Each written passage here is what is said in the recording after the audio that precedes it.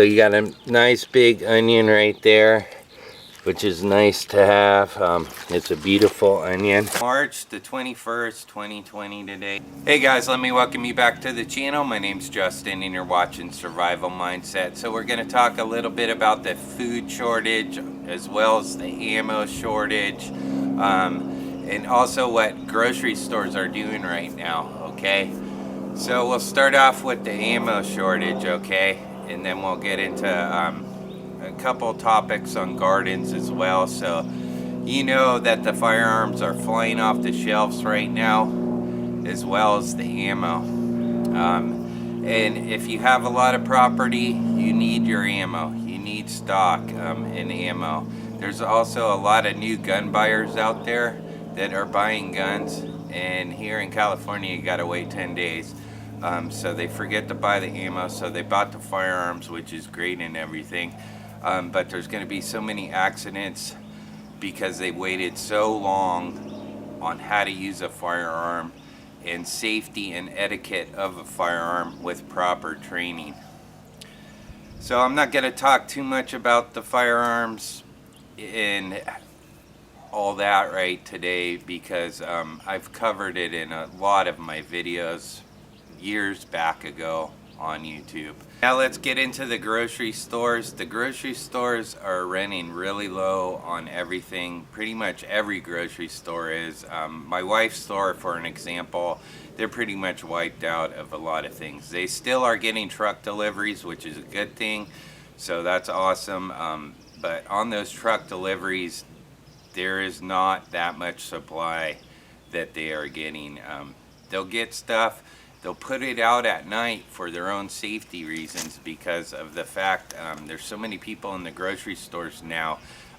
Once you cut open a pallet of whatever you're putting out on the sales floor, you're just bombarded by people. It's a big danger actually. So that's why they're doing this at night only, which is a good thing. So like, it's good too because the elderly people are getting to the stores an hour early, or there are elderly people out there that only can shop on the sales floor that first hour that grocery store opens. So they're not going to be knocked over, they're not going to be harassed and all that stuff.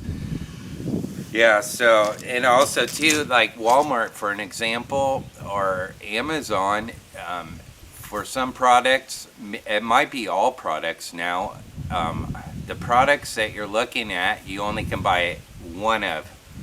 So pretty much they narrow that down so there's not so much hoarding as well, which is probably a good thing for us preppers out there. It's an excellent thing because we already have the items. I do feel bad for the people that do not have the money that could have stocked up in these last 3 weeks to get everything they needed, all their supplies in general. Yeah, so everyone's doing that now, one item per customer. Costco's doing it, Amazon, Walmart, Sam's Club I believe is doing that. A couple of the smaller grocery stores aren't doing that, you know. You just got to get inside information basically, or call your store.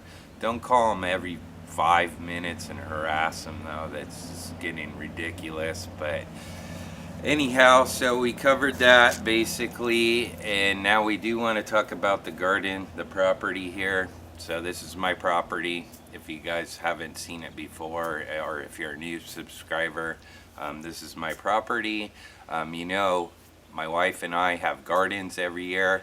We have fabulous gardens. We love gardening with the passion.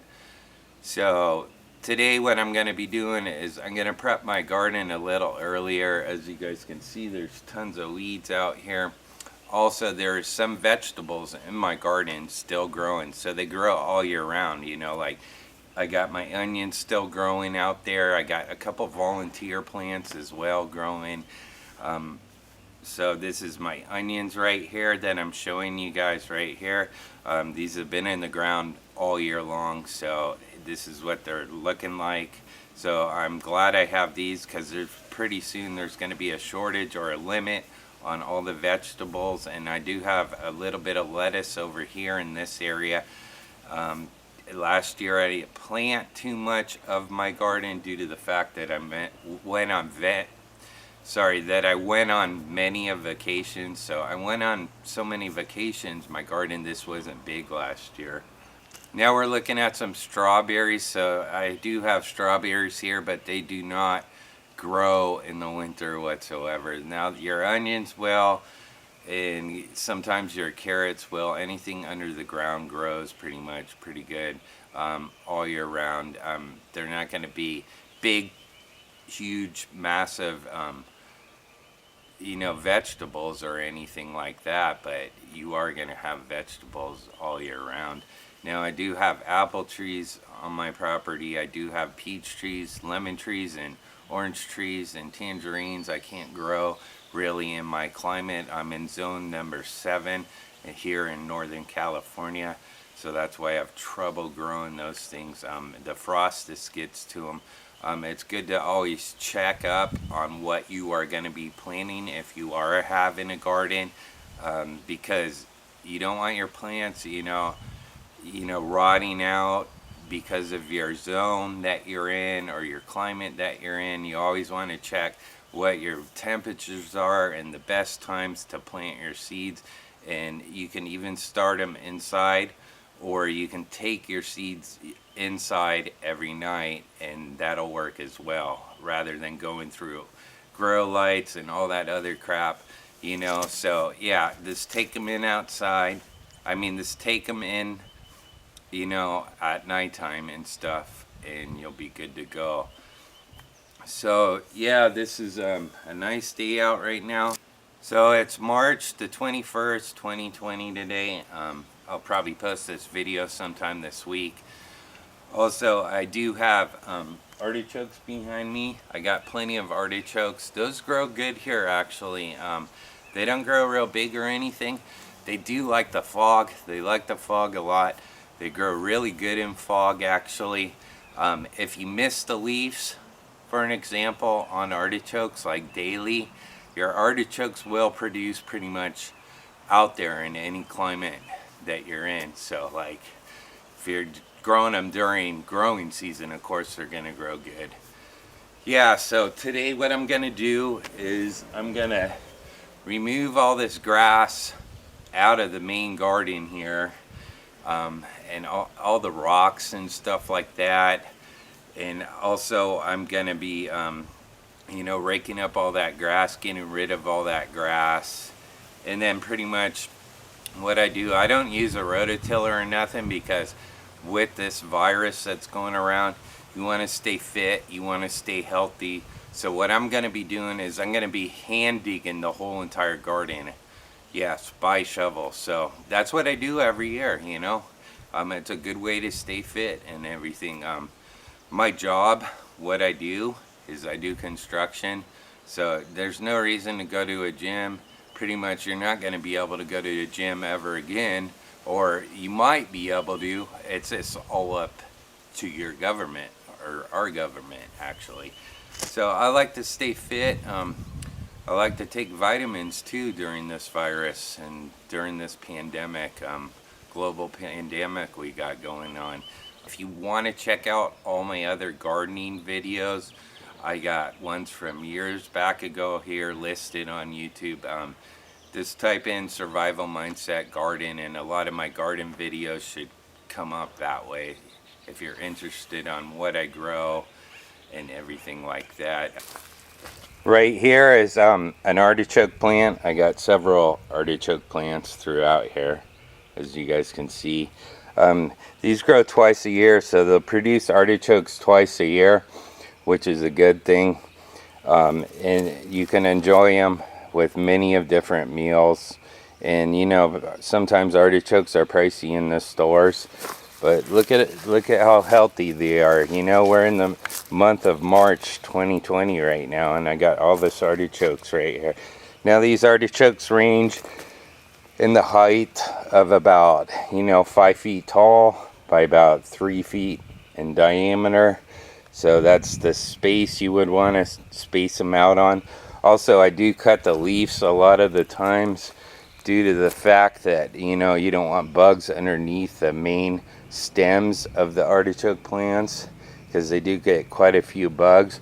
Now right here, what we're looking at, these are strawberries.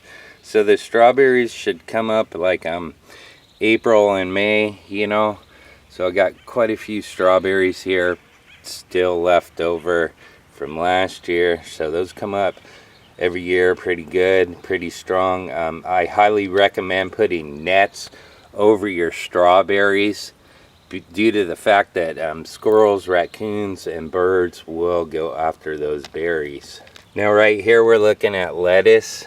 This came up last week. We haven't got too much rain here in Northern California at all, but the other day it rained, and then this started blooming, which was a good thing. So that's what the lettuce is looking like. Volunteer lettuce right there. Now we got plenty of onions here. I've been picking these all year, so there's a space here, and then they go into some more onions as well right here. These are the green onions, the tall onions. I grow Walla Walla as well. The Walla Wallas produce really good. So down here at the stem right here, see, I'll try to get this one out of the ground for you guys. Show you one of them. So here it is.